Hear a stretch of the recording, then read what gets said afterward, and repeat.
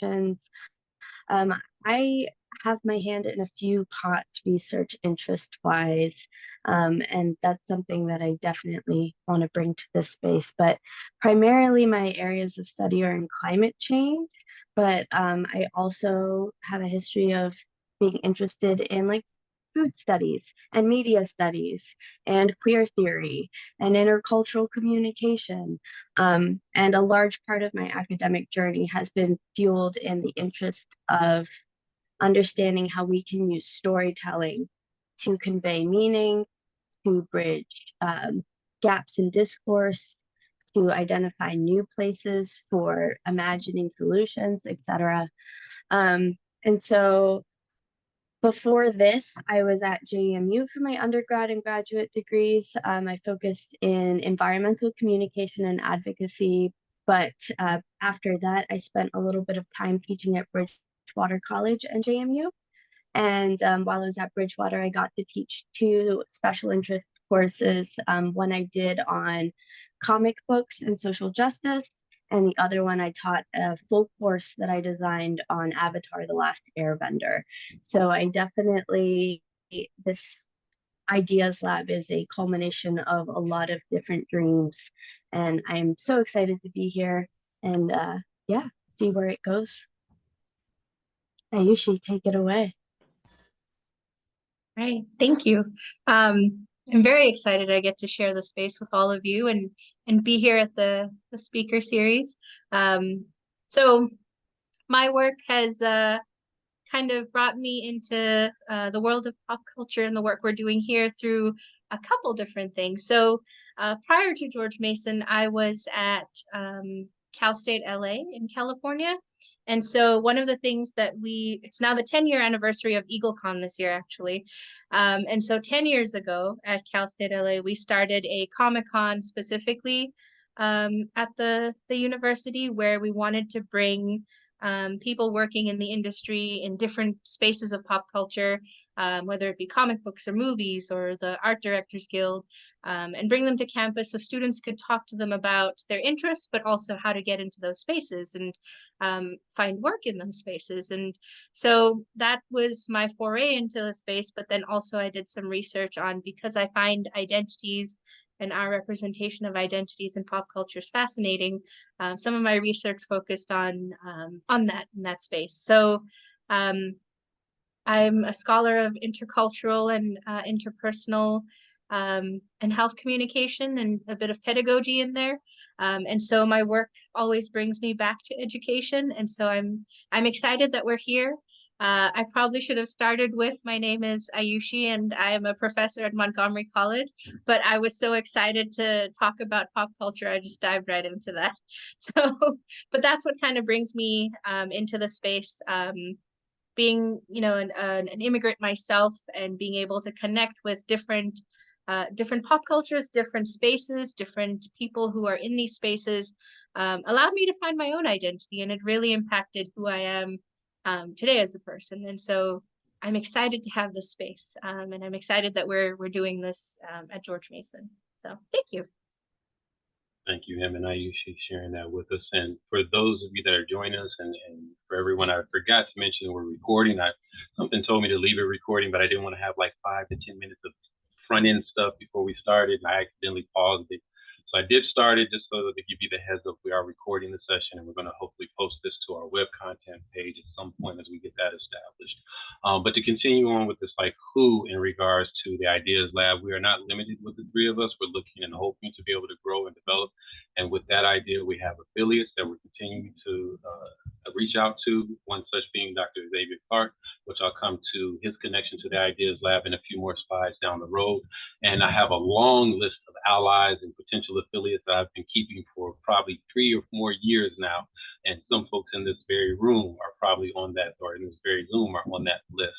And I'd also like to give a special recognition to Brittany Sanders, our graduate coordinator and kind of like my right hand in the department, for steadily encouraging me to be moving forward and be thinking about getting this pop culture lab started and moving this in the direction and the impact that it could hopefully have for not only faculty, but students as well. So I definitely want to acknowledge her and show appreciation in that way. Now, when we also think about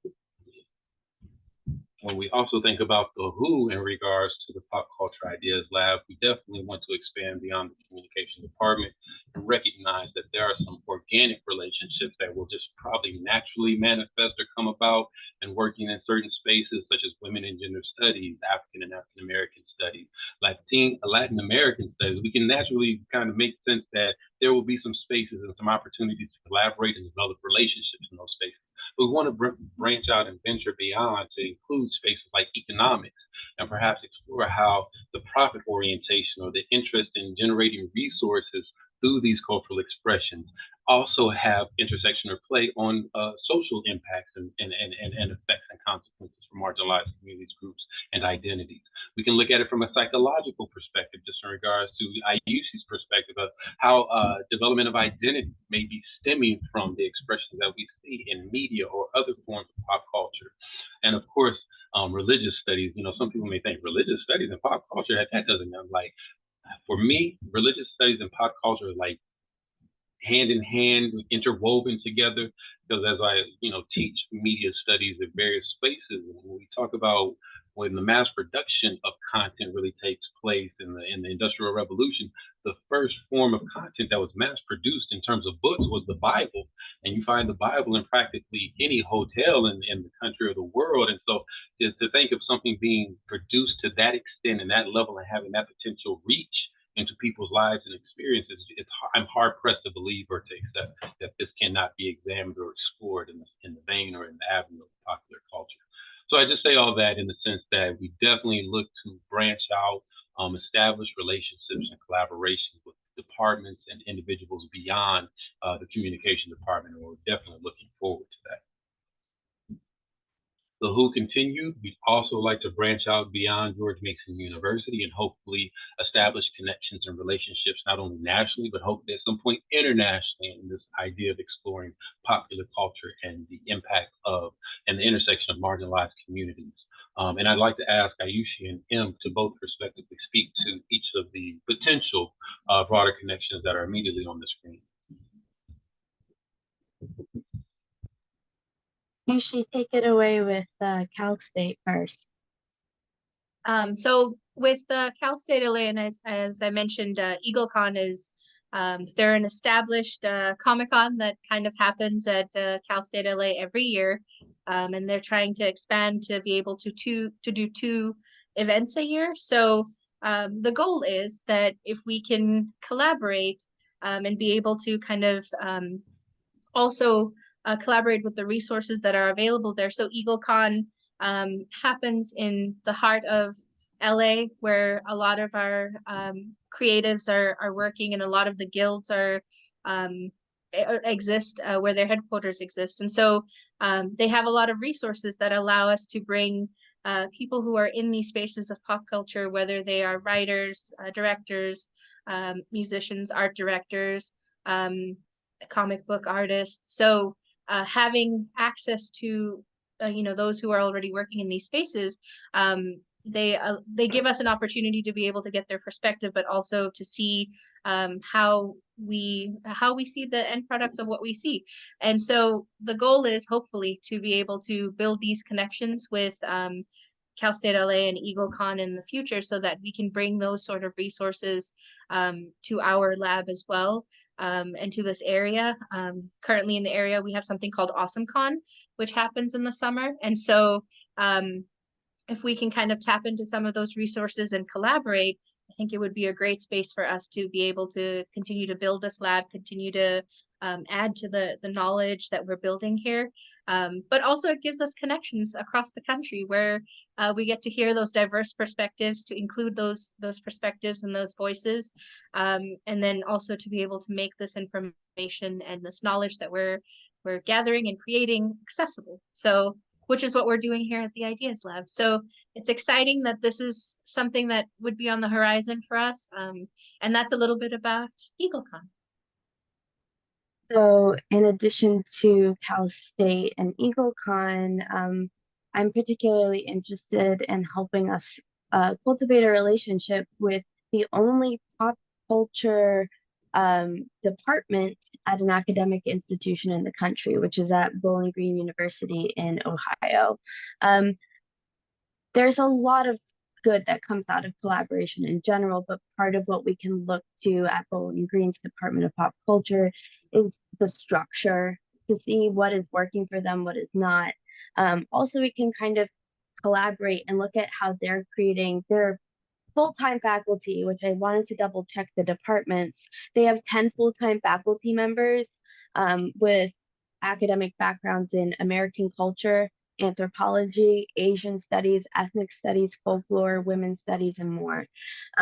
So just in terms of figuring out, what are some ways that we can really bolster and support an interdisciplinary effort in this lab itself within George Mason University, and how can we cultivate that in partnership with other institutions as well, so we can really not just have a reach all the way across the country, but a little bit closer as well. So I know Bowling Green University is the only university right now with an established Department of Pop Culture, but this is also just the tip of the iceberg in terms of looking to other institutions that have pop culture labs, or even like comic book labs, other sorts of departments and spaces like that. Because really, what this is an opportunity to network and connect, not just across ideas and institutions, but across disciplines and state lines. So, hand it back to you, Dr. Craig. Thank you both for helping to share how our goals go beyond just George Mason University, and hopefully we'll be making some, as we grow and develop collaborations and efforts to go to spaces that really open up the examination of popular culture in a variety of different ways, including industry too. We want to make sure that we don't limit ourselves and recognize that there may be some opportunities to connect with folks that are in particular trades to examine and better understand this phenomenon that is pop culture and its impact on marginalized groups and mainstream society. So why are we doing this? Well, we can definitely certainly appreciate, or at least many of us, those of us that have this particular interest, recognize that our values, our ideas, our beliefs, our ideologies are often mirrored or transmitted to us via media or other forms of expression in popular culture, and this idea of the cultural industry. And two particular television series that jumped out to me when thinking about this particular slide and the sharing of values, the sharing of beliefs in stories and narratives and histories are exemplified on the screen here. If you're not familiar with Miss Marvel, it's part of the Marvel Cinematic Universe, and we recognize that Marvel, the MCU, has had an amazing amount of success over the last decade and a half or so. And now they're looking to translate, or trying to translate that into a television platform or television series through the Disney Plus platform. And in doing so, they've created this storyline of Miss Marvel, who is a Pakistani American young lady that's developed these superhero powers or talents. And there's this whole storyline about how she basically acquired them that are actually connected to her history, her family legacy as a Pakistani young woman. And so part of the narrative that they use to explore this growth and development of character relates to her family history. And part of that family history deals with the partition, which is the separation of India and Pakistan. And it takes place in the late 1940s. And it is this, to me, it was this amazing short opportunity to tell or demonstrate the impact and the consequences that it had on individuals, on families, and a whole population of people. And I remember reading some of the criticism about not only Miss Marvel, but this episode in particular. And I was just taken aback and thinking this would be an opportunity to study and regard where some of these criticisms are coming from. Is it a hegemonic place in regards to needing or recognizing the traditional heteronormative white masculinity need for a storyline? Is it something that's resisting this particular representation? But I just thought this was an amazing opportunity to think about how different stories can be reflected. And if I remember correctly, this particular episode, if not the entire series, is directed by a Pakistani woman or a woman of color. And so the voice in which is represented in terms of telling the story is also a little bit different. And likewise with The Last of Us, it's an adaptation of a video game about an apocalyptic event, end of the world type of situation, trying to resist it and fight off the end of the world and save humanity. But in telling this story, one of the episodes, I think it was about the third or fourth episode in, They tell the story of two satellite characters that are instrumental to the survival of the two main characters. But the whole episode really gets into basically the coming out of one of the characters, because they we come to find out that they're both homosexual, and I think the second character has already come out, but they don't really go into it. But it essentially becomes the coming out of one character and the love story of these two characters in that's the entire episode.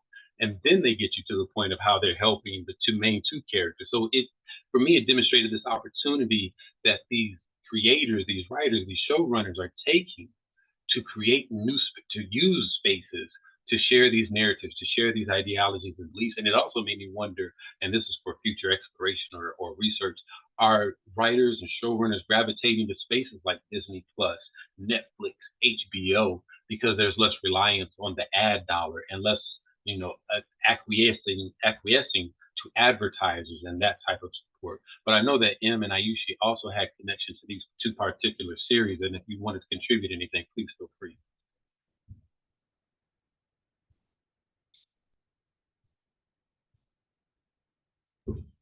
I think we're both waiting for each other to unmute so we don't talk over each other. But I'll just add, I think that episode of Miss Marvel for me, culturally, my grandparents were they went through the partition. They lived in what is today Pakistan, and when the partition happened, they had to move, and so a lot of the context that I learned growing up culturally came from the stories that my parents told me about their parents, because my grandparents were not alive when I was born, so I never got to meet them, and I learned about them through my parents. So seeing that on screen and seeing that portrayed in such a it was very true to what happened in some sense, and it kind of resonated with the stories that I had heard growing up. So seeing that allowed me to connect with the show in a way that I didn't think I would or I would be able to. But it also, my husband and I we're in an intercultural marriage, and our cultures are different and our identities are different, and but we watch the show together. And so for us, it allowed me to have this conversation with him about part of my ancestry, and part of how my grandparents came to where they were in India, and he was able to see it through a pop culture lens, which is very different from me explaining the stories that I grew up with. And so it added this layer of complexity to our conversations. But had this episode not existed, I don't know how we would have been able to have that conversation the way we did. And so it really represented for me a part of my identity that I didn't think that I would be able to see, but I saw and I really appreciated. And in a way sometimes where I don't know how to express why I appreciated it as well, because there's no words for being able to see that in just on my screen, or I never thought I would see that. So I love Miss Marvel a lot, but I can speak a little bit better to The Last of Us for myself. I'm actually an avid video gamer as well. I swear I get my homework done most of the time. But for me, The Last of Us as a game has been one of my favorites for over a decade, and in part because Ellie herself really kind of challenges traditional representations of like femininity. Um, and then so you can imagine it was very exciting when I finally got a really well done television rendition of the game too. Those adaptations are not always the best, but they really, really hit it out of the park with this one. Bill and Frank, that episode is one of the departures from the original game material, but what it really did was kind of break open conversations and representations of gay men as well. And I grew up in rural Virginia, and I have many friends back home who are sort of older, gruffer, more stereotypically um, they have more old world views, and they're still very accepting of me and loving of me. But I remember sitting and watching this episode with one of them at one point, and they see one of the characters, Bill, come on screen, and they see this very gruff, apocalypse ready man, and they're like, oh yeah, that's my kind of guy. And then, halfway into the episode when they introduce Frank and it comes out that Bill is a gay man, um, I remember looking over and just seeing the gymnastics that were going through my friend's head of like, this is a challenge to what I thought it was going to be. This is a new dimension of human experience that I didn't really think was possible. And the conversations that I was able to have with them after that, of like how both of these things can exist in a person at once, and what the exposure to that sort of alternate frame, which is probably a lot more common than the stereotypical effeminate gay man. But regardless, like, being able to have pop culture that is not just good quality, but also is able to help stimulate some of these harder conversations in spaces they're not traditionally able to have. That, and I could write a dissertation about the video game series and the sorts of discourses that have been had around that, particularly around trans discourse and representations of trans folks in the second game, caused a huge uproar.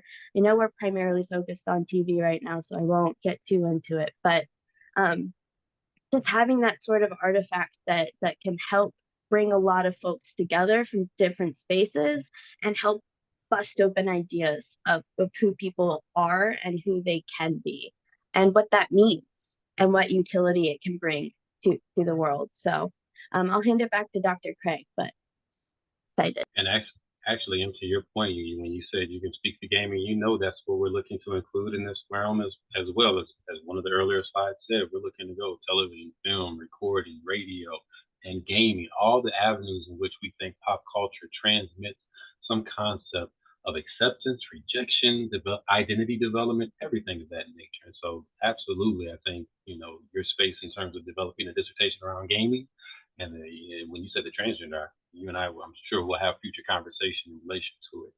But also to both M and Ayushi's point, that walks me into the next slide, or the idea of why are we looking to develop this, is the concept, and I thought Bell Hooks captured it very eloquently and straightforwardly with this quote from her. And when I heard her say this and watching a documentary or a Media Education Foundation video, I was like, yes, that's it. That's exactly how I feel. Someone else feels like this. When she says, whether we're talking about race or gender or class, popular culture is where the pedagogy is. It's where the learning is.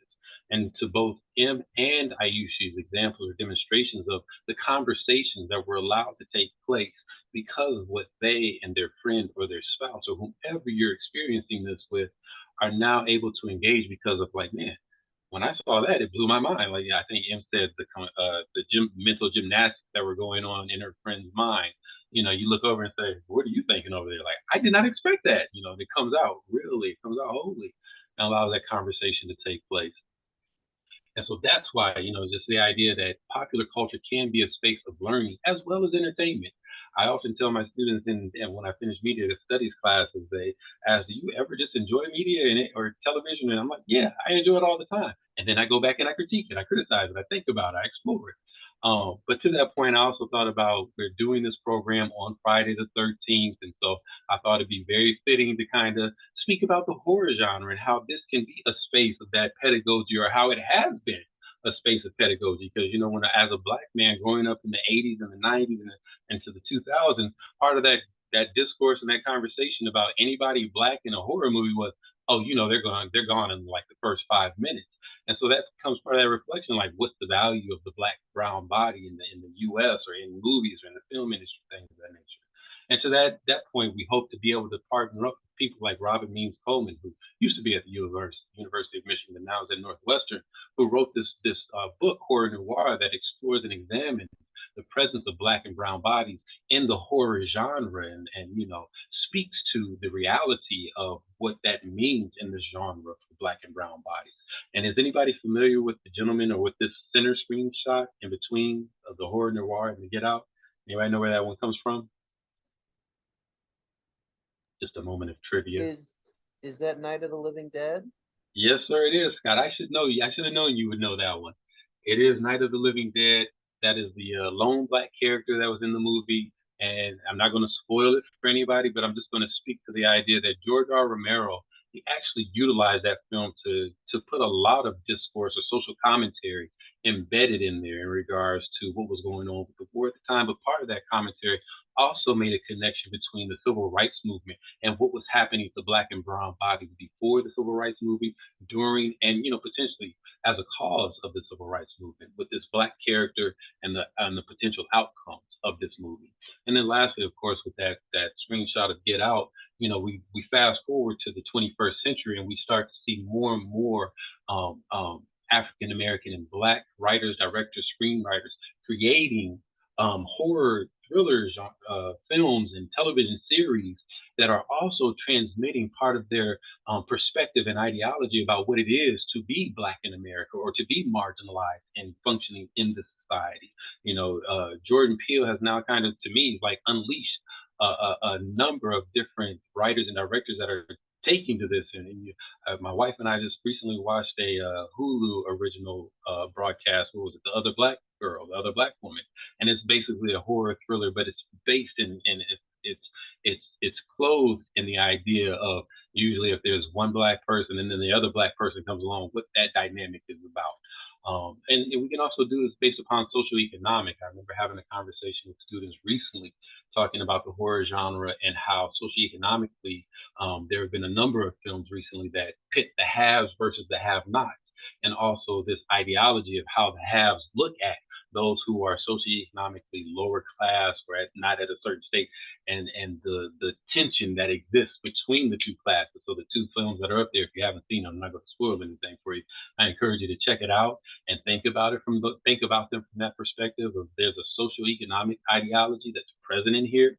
You can also take it from the perspective of feminism, just in regards to both of these films have women as the lead, as the heroes that are resisting or trying to survive this ordeal. So there's something to be shared there in that realm in regards to the perspective from gender.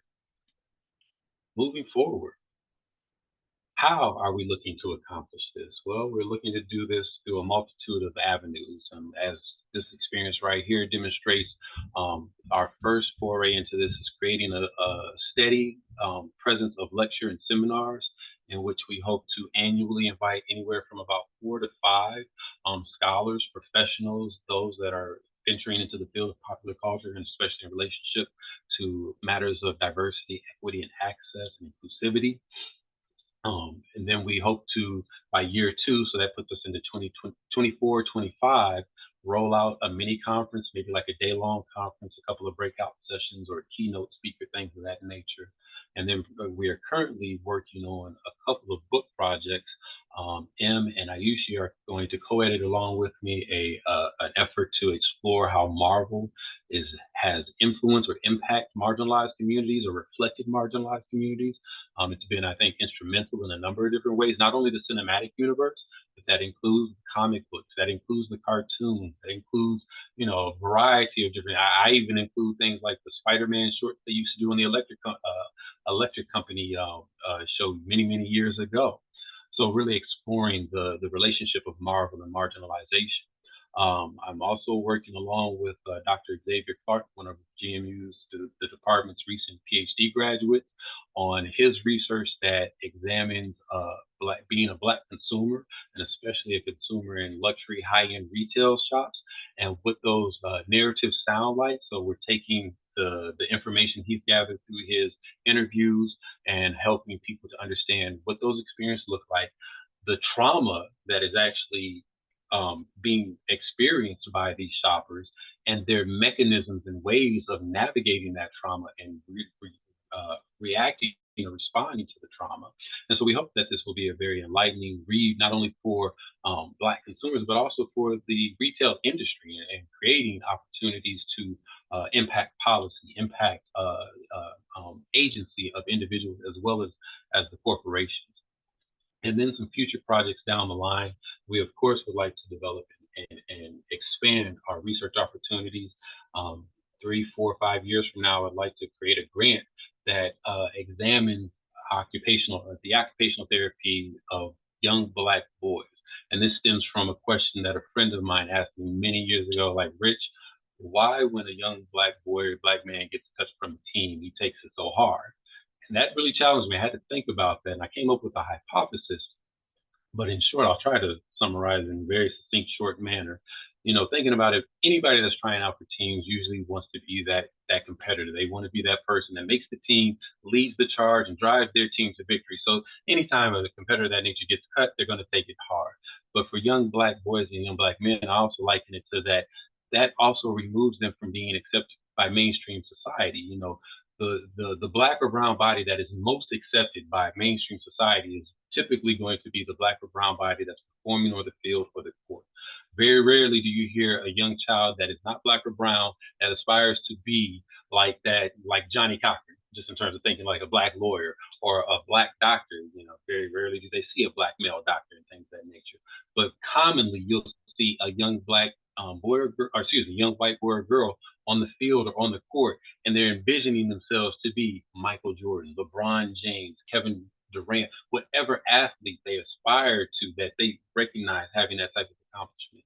And so for me, that became like this thing that wanted to resonate like, is there an occupational therapy component to these young black boys aspiring for professionalism to potentially reach mainstream? So I would like to create a research project that centers on that from a popular culture perspective, dealing with sports and forays into that ventures. We'd of course we aspire to develop an academic curriculum, a series of classes that you take, whether we start that off as a certificate program, maybe it develops into a minor, or as Em alluded to, that there's actually a department over in Bowling Green that focuses on popular culture. So not to say that we're necessarily looking to become a department, but we definitely want to create a curriculum that emphasizes and highlights the examination of popular culture and its impact not only on mainstream society, but marginalized communities and voices as well. And then lastly, we would love to develop sensitivity training, whether that's audience focused and based, or whether it's geared towards professionals, those that are in particular trades or in spaces of production and development. But as you see, we have in the parentheses, what does that look like? That's not necessarily out there right now. So it's something that we're going to be working with others and working within this lab in this space to figure out what that looks like in different branches and in different ways.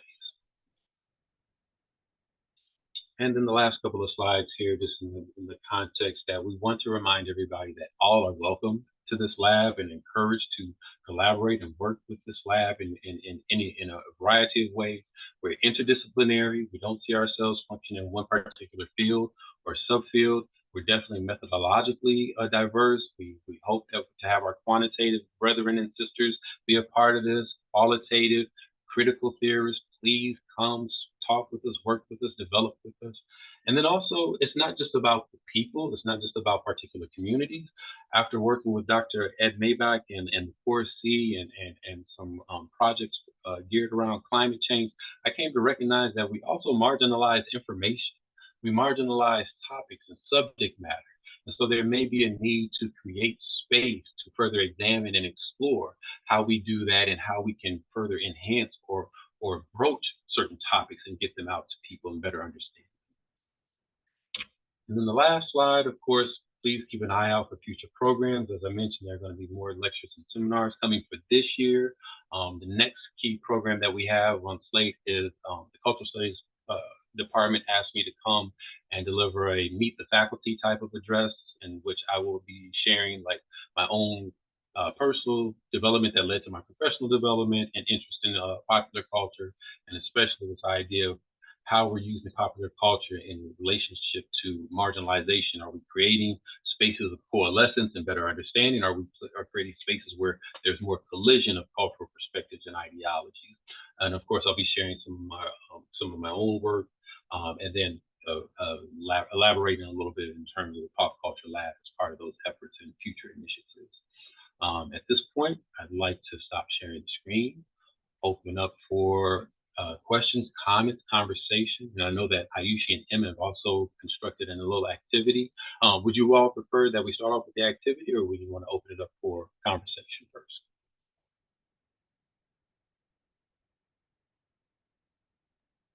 And I'm sorry, I'm addressing that actually with Ayushi and Emma, so just to make sure. I think either way works. We could start with questions and then we could dive into the activity.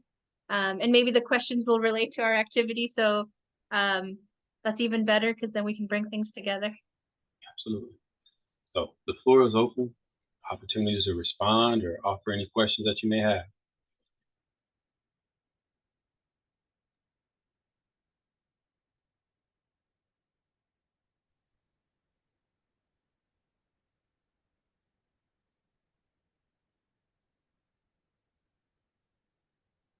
Go right ahead. Yes. Thank you.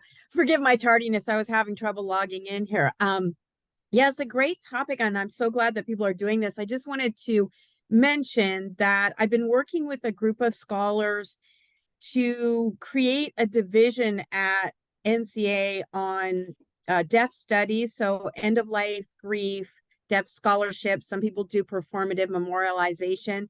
And the reason we came together, I was really glad to hear Dr. Craig mentioning marginalization, because we found that this was one of the last bastions of taboo topics that we find in a lot of research and communication. And we had many scholars that, and myself included, being accepted with our health communication work. But when death or grief or end of life was mentioned, if it wasn't specifically something like palliative care, it would get kind of rejected out of hand. So we will be actually on the Legislative Assembly agenda at this NCA. So I'm hoping some of you will support it. But one of our recent conversations also has been, and this is an interest of mine, television programs that have as their literally now their central character or their central theme, things like characters in grief, but also if any of you caught Midnight Club, that was a program that was all about teenagers living literally within a hospice environment. And I thought they did a pretty good job of representing, different types of people, diversity. So that's something I'm very interested in and actively working on. I'm also working on my dissertation, so that's my major focus, but I have a few papers that I worked on actually at Mason that I still want to get out there. And we have a very active group. Also, Christian Cedar, who does end of life and came out of our program, is working with us now as well. So just a big open door for any of you that are interested to come. We also have community meetings, so you'll see them on Com Notes and different things. And if anyone has any questions, I'm happy to talk to you. But I think there's really a big open field there for a lot of rich narrative exploration and a lot of different things that we can look at in a kind of underexplored area, because what we're looking at is there are programs now that are sort of having the guts to not just look at people die in a horror genre, but how does that really impact people and what is that like? And in a time of, COVID and the opioid epidemic and the silver tsunami, we think this is a really important topic. So I hope maybe I'll connect with some of you on some level about that. So thank you, Dr. Craig, for this. And I No, absolutely. Absolutely. I mean, when you mention death, that's one of those topics that gets pushed to the margins because Christian, I remember having these conversations with him. Nobody wants to talk about it really, especially and have that exploration beyond to think about like end of life, what that means, being prepared for it. And to your point, I love Midnight Club. I was so disappointed when came to realize they weren't going to be renewing and doing another season. Like, oh, don't leave me like that. But I think they did a very good job of exploring a number of different stories in relationship to, teens experiencing this type of trauma in their life and needing support through that. Thank you. And you said that will be coming to NCA in terms of like this division. Okay, I'm looking forward to that. Other insights or thoughts or shares? Thank you, Heather, for sharing that. I just got word that I can actually make it to NCA this year, so I'll definitely have to connect with you in person over this too. I am not an avid horror person by any means, partially because I'm an only child who grew up and my mind would run away with me. Like I would watch The Haunted Mansion and then end up awake for like weeks. But something that triggered a thought while you were speaking is I haven't seen Midnight Club. I've heard great things. But while you were talking and specifically about death as sort of a taboo subject, it immediately triggered a thought of an episode of another show called The Midnight Gospel, which only had one run on Netflix. And they had an episode on death. And it is essentially the main character. And it's a very philosophical animated show. It's not one that I would tend to gravitate towards. It was one of those like last minute, I need something to watch picks. And the episode is literally the main character and his mother in real life is voicing his mother in the show, and they're talking about death and love and like what that means and that exchange. And there was something I remember feeling so uncomfortable while I was watching it the first time, because it's like I feel like I'm peering in on a very intimate conversation. And it's also in an animated show where people are purple and blue, and it's like, okay, this is not the setting I usually think it would happen. But to bring it back all around of like the way that pop culture triggers we're talking about this topic, immediately 5 things come to mind across different genres or episodes.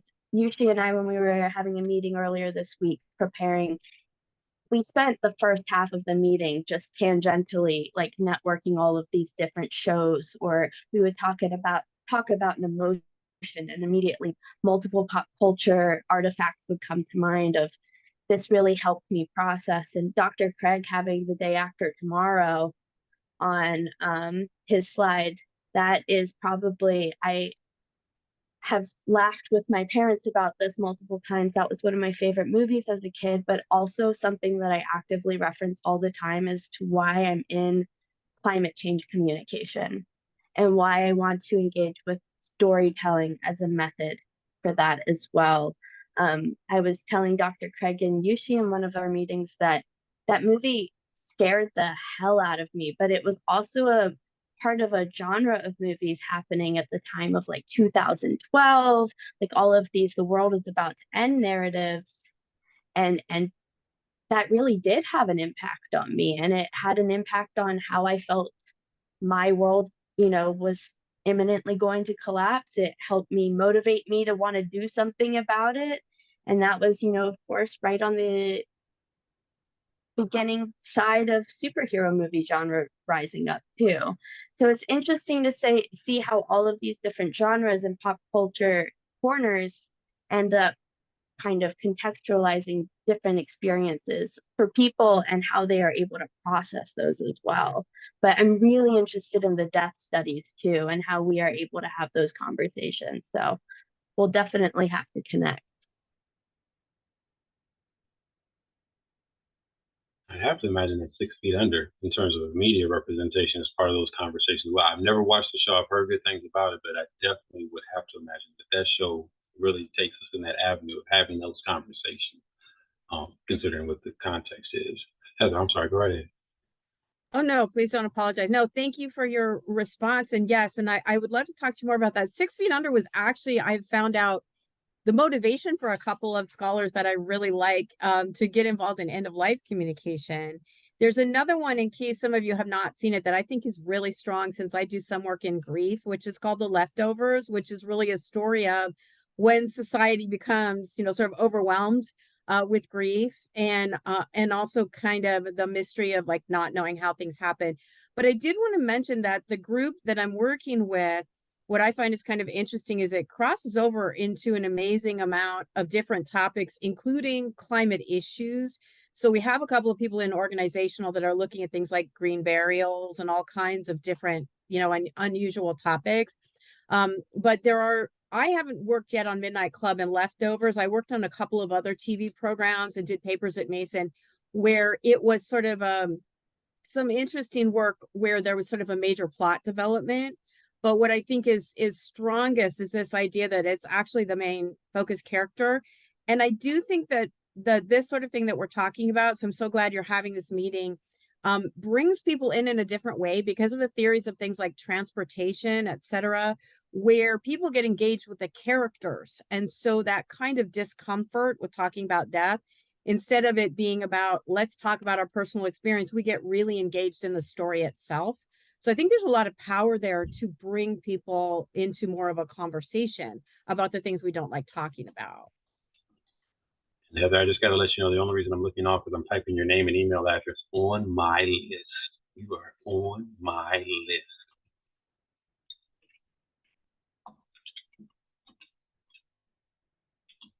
Brianna, please go right ahead. Hello, everybody. So good to hear all of y'all. I would be on camera if I didn't look like it was a Friday afternoon. But as I'm listening to y'all, you got me thinking about this Instagram I came across the other day. And it's, a parody, a little joke, this husband and wife. The husband is a white man, the wife is a Black woman. And she's joking with her husband. She goes, Ben is the only one who wants to do discussion and questions after we watch something. Why can't I just watch the show and move on? And so Ben has like this whole list of 10 questions that he wants to talk about with his wife about whatever movie it is that they have been watching. And she meant for it to be funny, but it had me thinking about just the fact of one thing that I think we get really good at in the comm field and just as researchers is asking good questions, asking meaningful questions, and thinking about points of connection in that way. So as I listen to you all talk about pop culture and it being a point of connection for people, it has me thinking about this assumption that when we watch things, our brains aren't working and our brains aren't or just passively taking in things. And I wonder how this becomes a place of maybe creating questions for other people as they engage things. And maybe that's, I don't know, I'm not trying to add more work to the plate. I know there's already plenty to do. But just ideas of getting people involved in meaningful ways, I think something that is again just very interesting for me in qualitative interviews is that people are like, I don't think about these questions on a regular day-to-day basis. And so I'm seeing a really huge opportunity for people to be connected more meaningfully with what you all are doing. And maybe you all become the thought leaders behind the kinds of questions that are asked around certain pop culture artifacts or TV shows. M has me thinking about the Midnight Gospel and how bad I cried over that episode when they talked about death and dying and just the importance of life. But then that also led me to have conversations with Alex about, please don't be sad when I go. But I guess what I'm saying in summary is that I think what you all are doing is super impactful. And I'm just seeing all kinds of opportunities for engaging people across all different levels in ways that we don't even, it's a point of entry that I think we've taken for granted up until this point. Definitely agree with you. Definitely.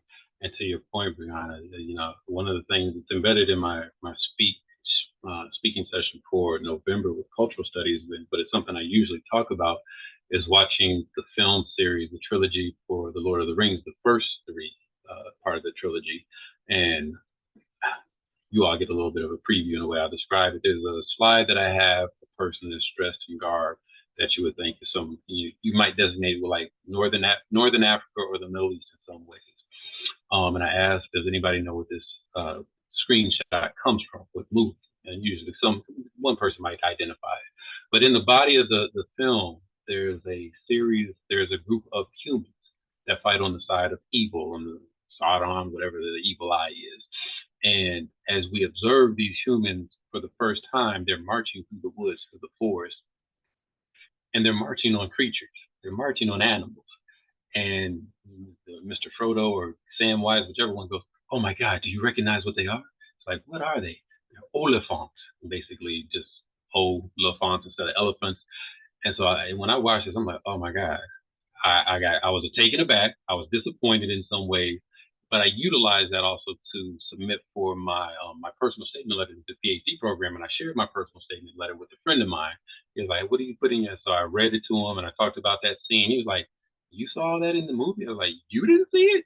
To your point, Brian, like when we see these things, it's upon us. It's upon our efforts to bring that to light and the impact of that type of scene. Because what I break down in that scene or for that particular instance is that when we position the way these individuals are dressed, and especially it's likely to be associated with a particular region of the world where the bodies are black or brown, the animals that they are riding, because I usually do this with my undergrad students and I always ask, where are the only places that you find in terms of the origins of these type of animals? Africa and Asia. And so you're making certain designations and ideologies in connection with quote unquote evil in the body of this film. And it's important to have those types of conversations like, why did they make that selection in terms of, and it's not necessarily just the film creators themselves, but who was the creator for The Hobbit? I can't think of the name right now, but the original man that wrote The Hobbit and created this ideology of the Olafants and things of that nature. So it's important for us to take token. Thank you, Jared. It's important for us to take these moments when we recognize them and see them and figure out how to translate them, like Em and Ayesha were alluding to earlier, translate them into conversation. That's why that Bell Hooks quote is so resonates just in regards to being the pedagogy.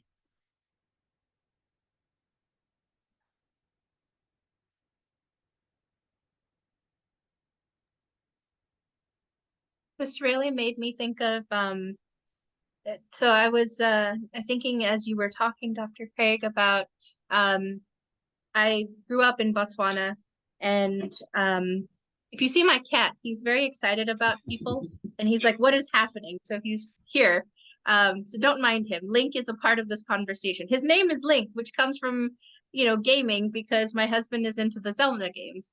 And we hope that he becomes an adventurer just like Link from the games. But anyway, so what you were saying made me think of growing up in Botswana, and when I moved to the United States, when I would tell people I grew up in Botswana, it was very hard for me I would always have to explain how I ended up there.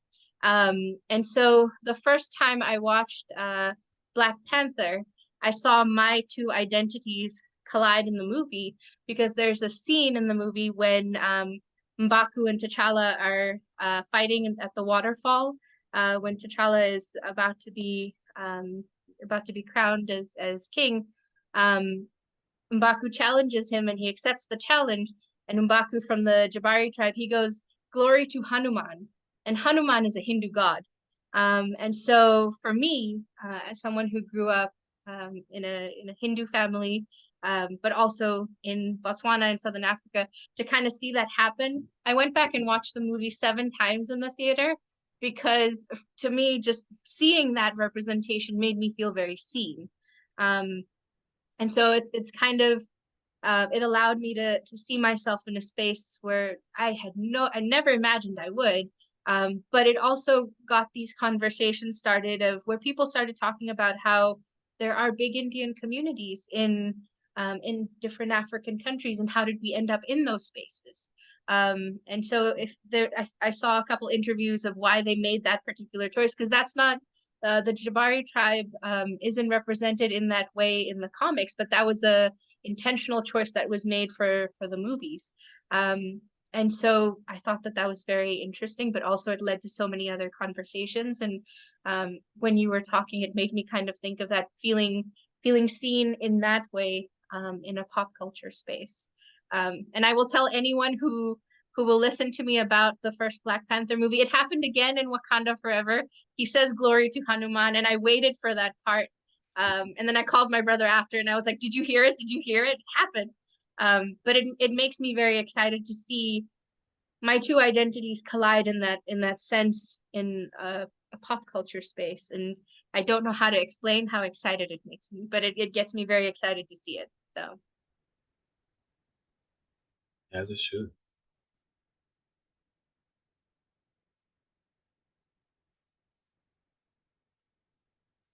And I got to tell you, as a person with a radio background, dead air is like death to me. It's hard, and I always have to like manage, but I want to make sure to allow you all the chance to speak and to share. It's just so hard because I'm like, there are 500 things that I could talk about right now. Like, I could go in 100 different directions from, Marvel. Iron Man coming out in 2008 was such a like landmark point for my dad and I, who are very different people, also arguably now very similar people. But like that was a thing that we bonded over, but it was also very complicated representation of, who we envision terrorists to be and what we think that looks like and who are good guys and bad guys. And like a lot of these conversations are things that even still, however many years, 15 years later, it was 2008. Oh my goodness.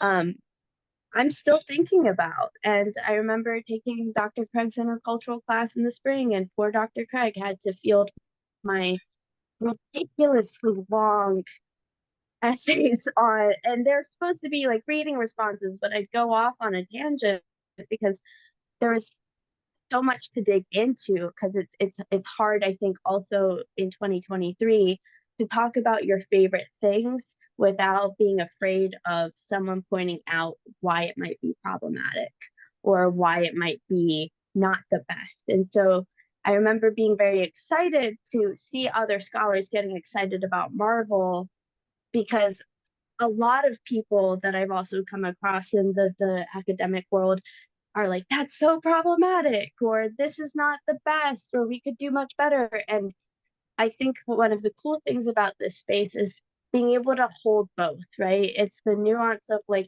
yes, we can have a conversation about how impactful Miss Marvel is, and we can have that conversation at the same time as acknowledging it's coming from the same place, that, you know, those really offensive depictions of um, who we imagine the bad guys to be came from an Iron Man. And like, what does that evolution look like? And for a lot of people, um, we grow up with that evolution. We grow up with these conversations changing and evolving too.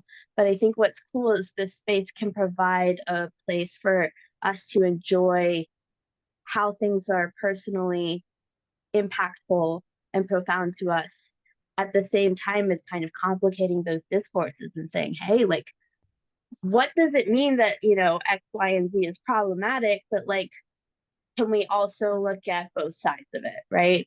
And that's not to excuse, you know, the things that are not as ideal in the things we love, but it's also to say, hey, like, impact is being had here, you know, like, let's explore what that is and what that means for us as people, as fans, as people wanting to talk across fandoms too.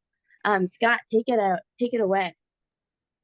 Yeah, so kind of off of that topic of, like having to balance, representation that we're fond of with where it can kind of be complicated. One piece that I really enjoy is Maya Angelou's The Mask. What essentially that story talks about is it's about kind of Uncle Tomming and how uncomfortable that is kind of for the Black community to talk about that and to kind of accept that that's a part of the history. But what she kind of does is she says, instead of looking at those people who, had to kind of play into that Uncle Tommy kind of role, instead of looking at them in this kind of like, oh, I'm so ashamed of that past, or anything like that, instead try and look at them as like people who were willing to put themselves into that position in order to help out those in the future. And one example I like to talk about with this is Hattie McDaniel, who was literally the character of Mammy and Gone with the Wind, won an Oscar. She was the first Black woman to win an Oscar. And her story is really important, I think, because at the time the Black community was, incredibly divided. It was a very interesting moment where the white community was accepting her and the Black community was rejecting her.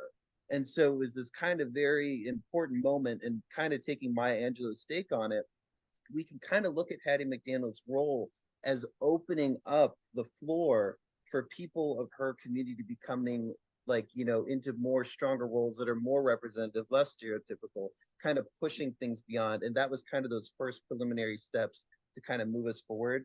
A phrase that I recently heard that I think is kind of cool off of that is it's the idea that oh, I just had it. It'll come back to me. I'll put it in the comments, but the idea essentially is that she opened the way for other people to kind of move forward and push us along. Yeah. Brianna, go right ahead. Now y'all got me excited. You're not gonna be able to stop me from talking. I think all three of y'all know me well enough to know now I'm thinking deeply about like identity, race, and stereotypes, especially as we're talking about stereotypes. So Dr. Craig, you brought up The Other Black Girl, and we recently watched it too. And you also brought up this idea that like back in the day, it was very common for the Black character to be in a horror movie to be gone in the first 5 minutes. And so something over time, I think what's his name who did Get Out?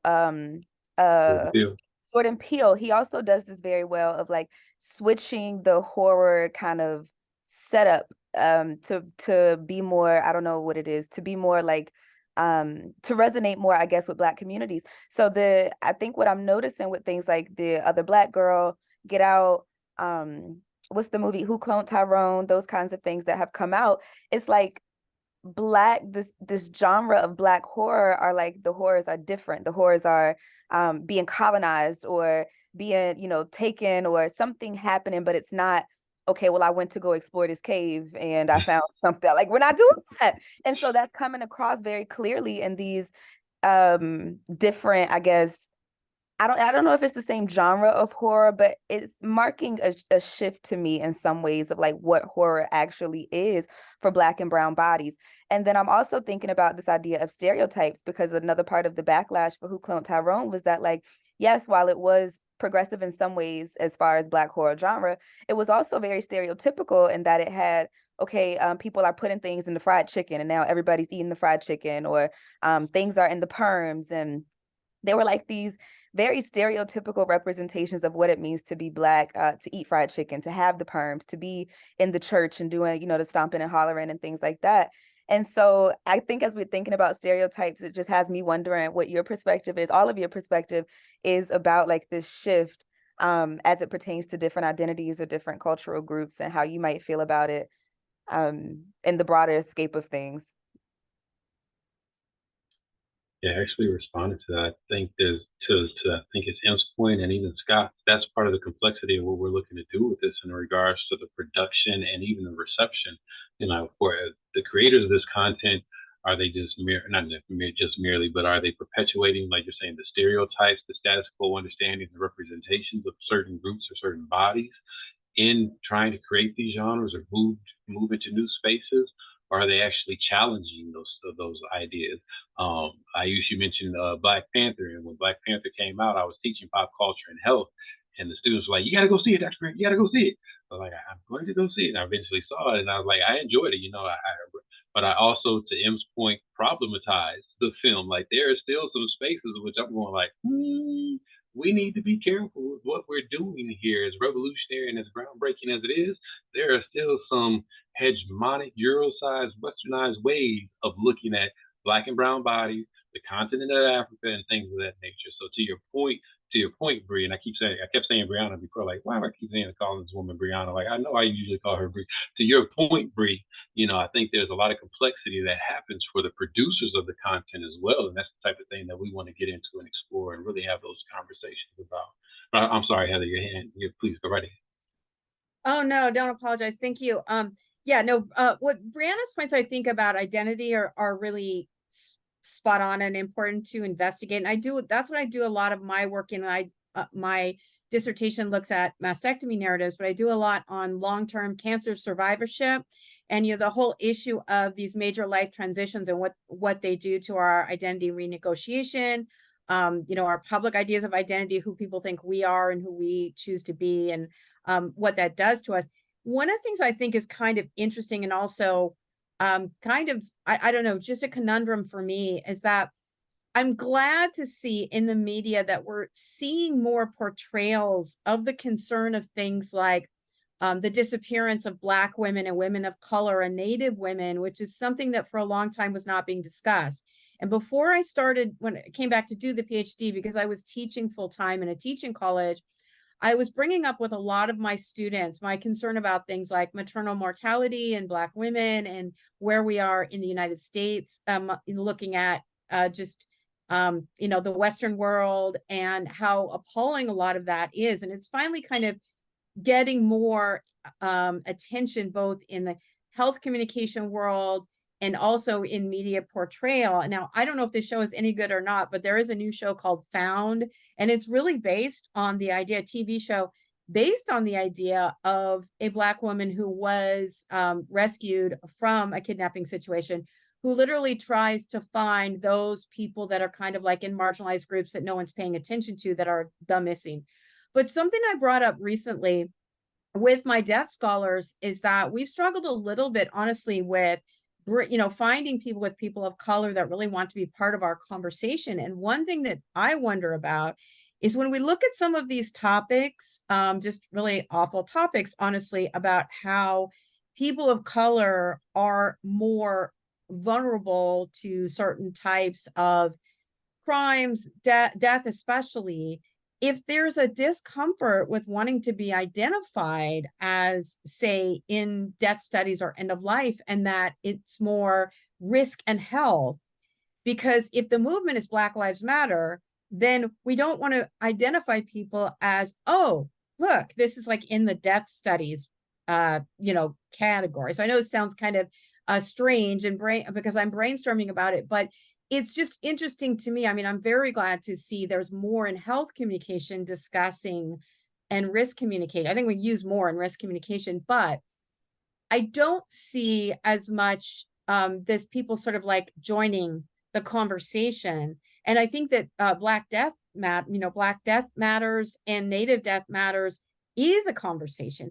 But it's interesting, again, from that identity standpoint, I wonder if it's like it's too painful, right? Or it's too difficult to look at because it's so appalling in some ways. I don't know. I don't know if I'm being very articulate, but it's just something that's kind of like stayed on my mind about that issue of identity.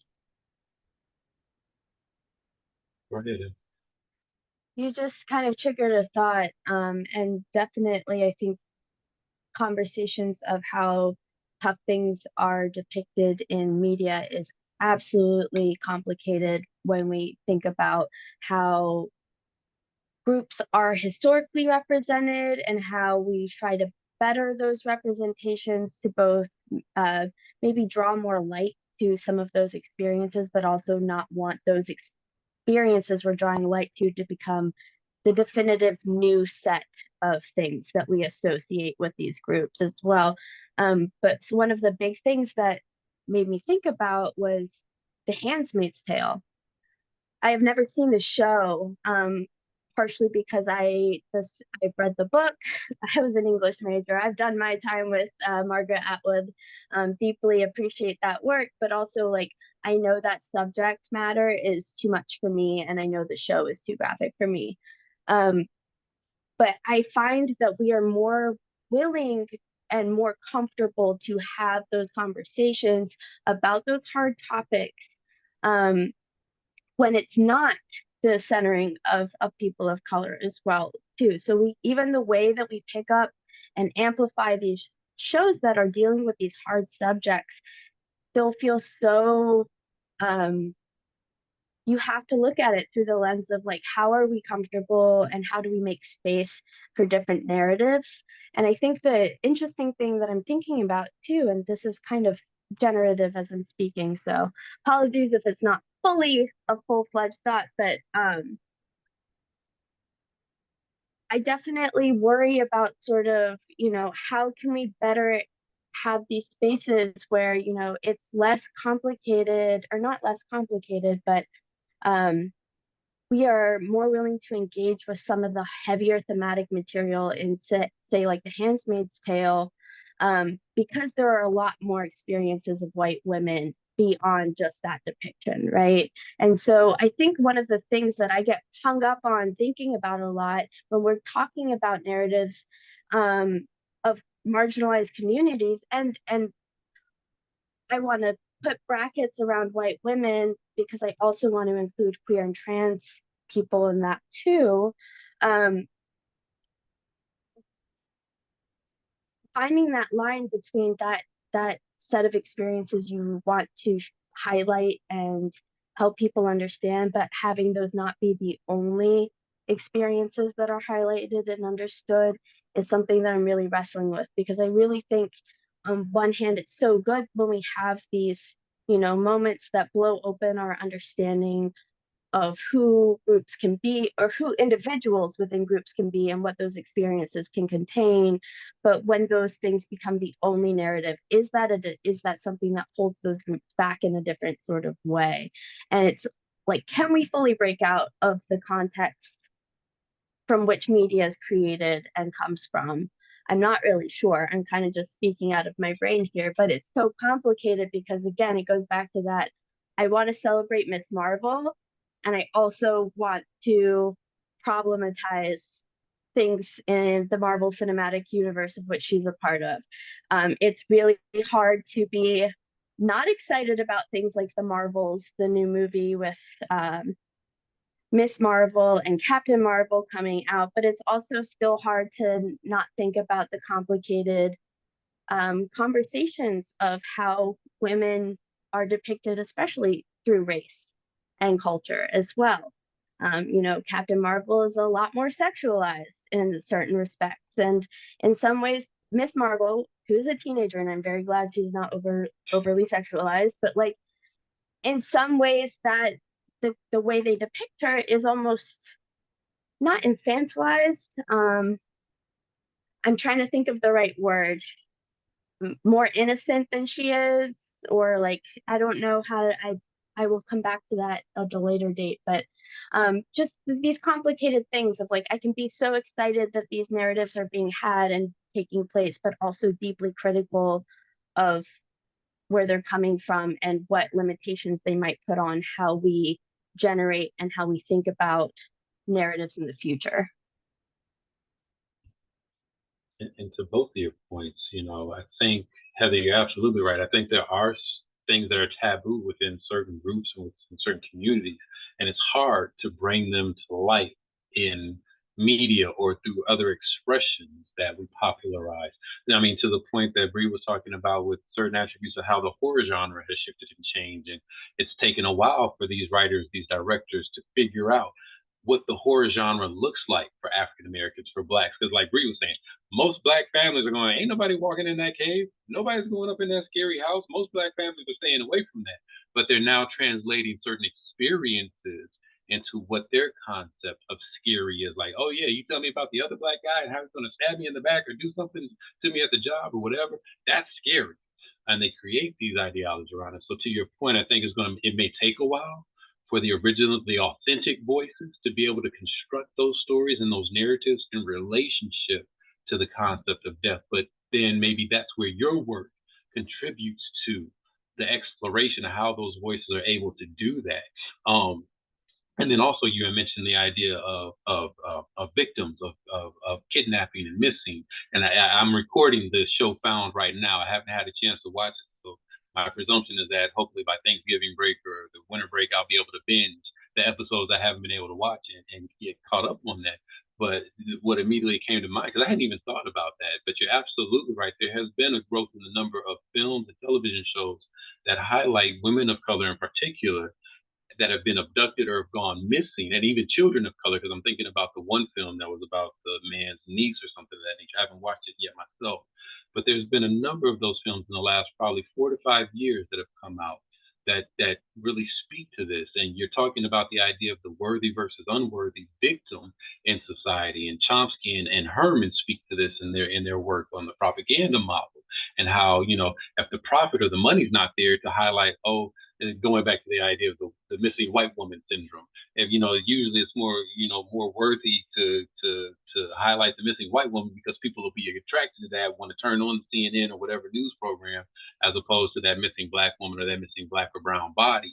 And well, you know, good luck to them, and they turn on to the next program or something of that nature. So you bring up a great point in that system, in that context of not only going from factual to fictional representations that help us to really problematize and make sense of that as a circumstance of society.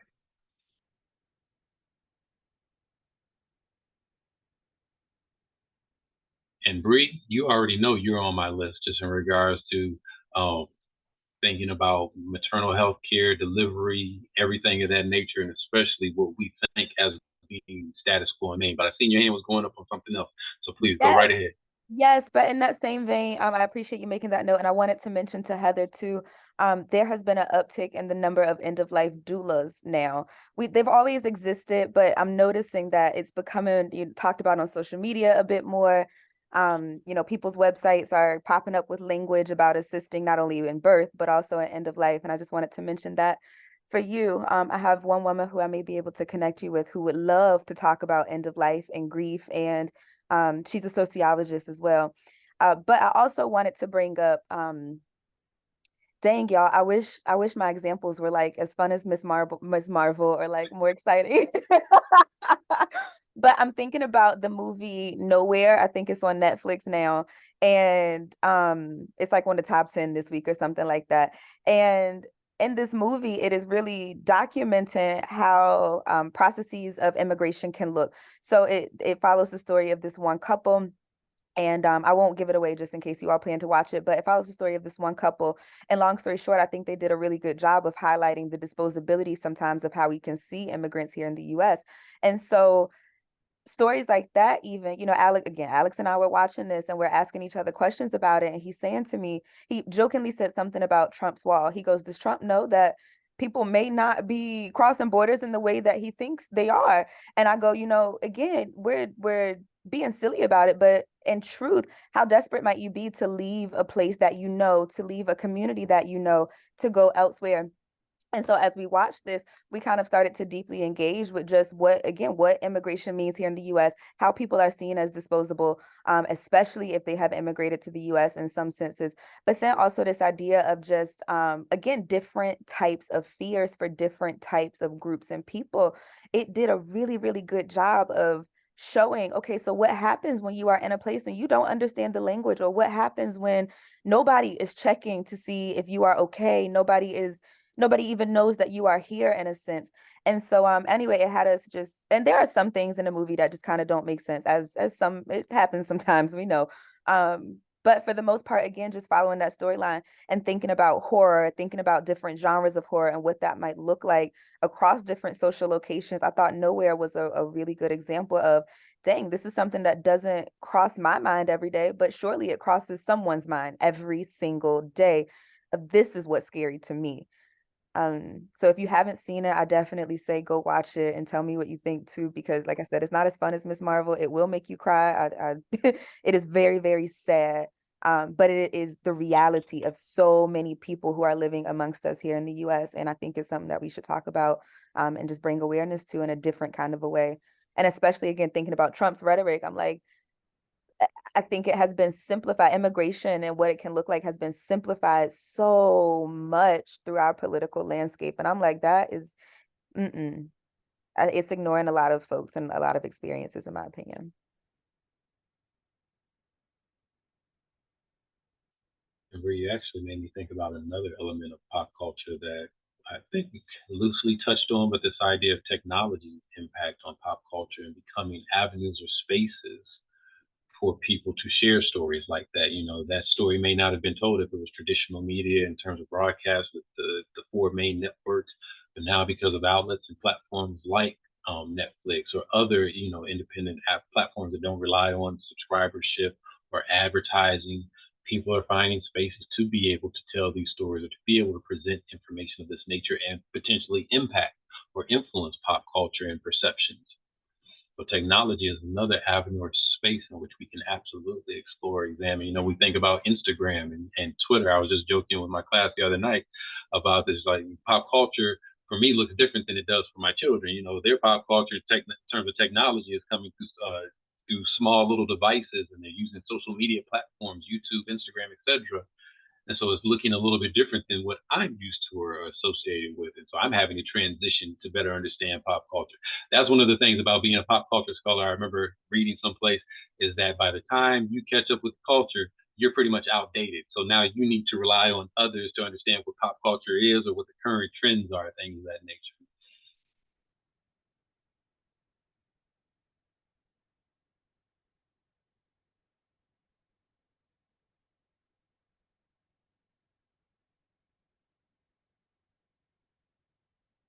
Well, I'll say this. It is 3:30. I think we've had a great conversation.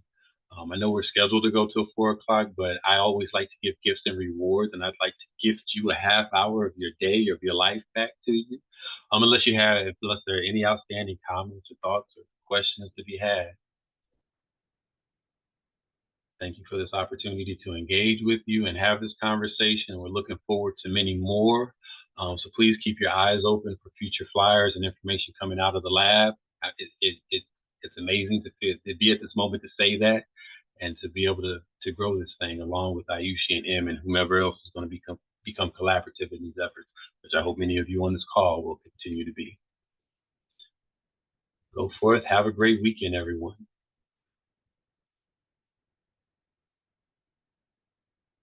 Ayushi, oh, M's already jumped off. Ayushi, I was just going to say maybe we'll be able to, I'll send out an email. Maybe we can debrief like next Friday or something if we have a chance.